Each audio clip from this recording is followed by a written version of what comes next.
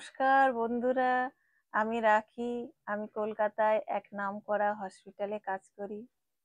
কাজ করতে করতে নানা অভিজ্ঞতা হচ্ছে, সেটাই আপনাদের কাছে শেয়ার করতে এসেছি।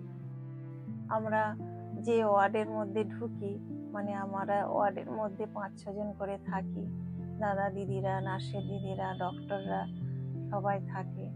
আমি যেদিন যে ওয়ার্ডে কাজ আমাকে দেয়, আমি সেই ওয়ার্ডে ঢুকলাম। দেখলাম যে এক বয়স্ক 70 থেকে 75 বছর বয়স হবে মাসিমা বেডের মধ্যে শুয়ে আছে।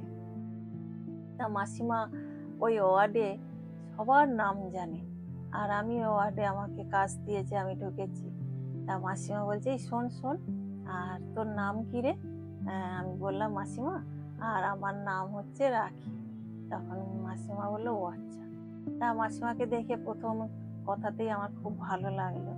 তা আমরা যে ওয়ার্ডের মধ্যে আমরা কাজ করি, সেই ওয়ার্ডে আমি কাজ করছি।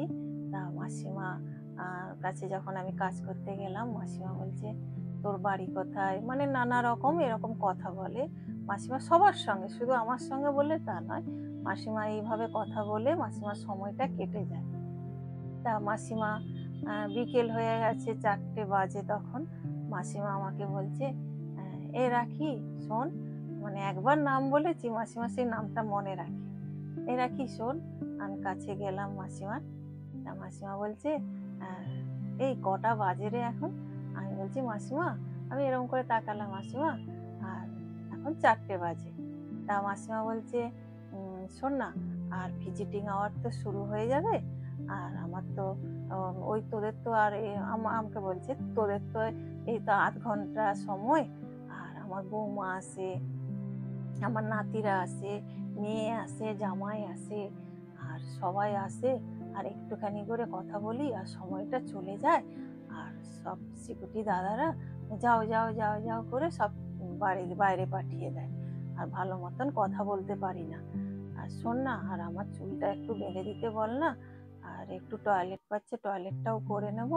আর সময় তো হয়ে আসলো, আর ওরা তো সবাই এসে যাবে। তা আমি দিদিদের বললাম যে, দিদি মাসিমার মাথাটা একটু বেঁধে দিতে বলছে। তখন বড় হসপিটাল, আমরা তো করতে পারি না, দিদিরা যদি বলে তখন আমরা এগুলো করতে পারি। তা মাসিমা তো একদম সেজে গুজে একদম বেডের উপরে বসে আছে। সময় হয়ে গেছে, বাড়ির লোকজন আসবে। তা তখন ভিজিটিং আওয়ার আমাদের শুরু হয়ে গেছে। তা মাসিমা বসে আছে আর গেটের দিকে পুরো তাকিয়ে আছে। মাসিমা তাকিয়ে আছে, কেউ আসছে না। অন্য পাশে যে পেশেন্টগুলো আছে, সেই পেশেন্টদের বাড়ির লোকজন সবাই আসছে, তারা টাটা করছে তাদের পেশেন্টকে, তারা বেরিয়ে যাচ্ছে। মাসিমা সেগুলো দেখছে আর একবার করে গেটের দিকে তাকিয়ে আছে। তা আমরা ওটা দূর থেকে দেখছি মাসিমাকে। আর যখন ওই ভিজিটিং আওয়ার শুরু হয়, তখন দিদিরা বলে যে, তোমরা ওই ওয়ার্ডের মধ্যে কোনো কাজকর্ম করবে না, আর বাইরে যদি কোনো কাজ থাকে দিদিরা যখন বলে আমরা সেগুলোকে ওই সময়টা আনি, আর না হলে আমরা একটু দূরে সরে থাকি। সময় চলে গেল, মাসিমার কাছে আমি গেলাম, মাসিমাকে বললাম, মাসিমা, আর আপনার বাড়ির লোক তো কেউ আসলো না? আর মাসিমা তখন মুখটা শুকনো হয়ে গেছে একদম। তখন বলছে, না রে, কেউ আসলো না দেখতে। আমি তখন বললাম, মাসিমা, আর দুঃখ করবেন না, আর হয়তো কোনো কারণে হয়তো আসতে পারে না, বাড়িতে হয়তো এমনই কাজ আছে, আপনাকে আজকে দেখতে আসতে পারে না, আপনি হয়তো কালকে আসবে, আর আপনি আজকে ফোনে কথা বলতে পারবেন। তখন বলছে, ফোনে কথা বলা যাবে? আমি বলছি, হ্যাঁ, ফোনে কথা বলা যাবে।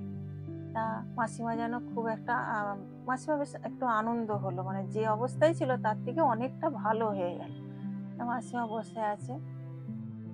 তা একটা কথাই বলবো বন্ধুরা, যদি আপনাদের বাড়ির কেউ হসপিটালে ভর্তি থাকে, যতই কাজ থাকুক না কেন, হয়তো অনেক দূর থেকে আপনারা আসেন, হয়তো সময় দিতে পারছেন না কোনো কাজের কারণে, শুধু একটা কথাই বলবো যে একজন হলেও আসবেন, একজন হলেও আসবেন। কেননা মানে আপনারা যখন ওই ভিজিটিং আওয়ারে যখন আসেন, আপনারাও নিজেরা জানেন যে কতটা আনন্দ হয়, মানে হাসি মুখ আপনারা দেখেন। আমরা হয়তো সারা দিন রাত থাকলেও ওই হাসিটা আমরা দেখতে পাই না পেশেন্টের, আর আপনার দিকে দেখে যতটা খুশি হয়। এইটুকুই বন্ধুরা, আর এইটুকুই ছোট্ট ছোট্ট ঘটনা আমি শেয়ার করছি। আর যদি ভালো লাগে কমেন্ট করবেন, লাইক করবেন। নমস্কার।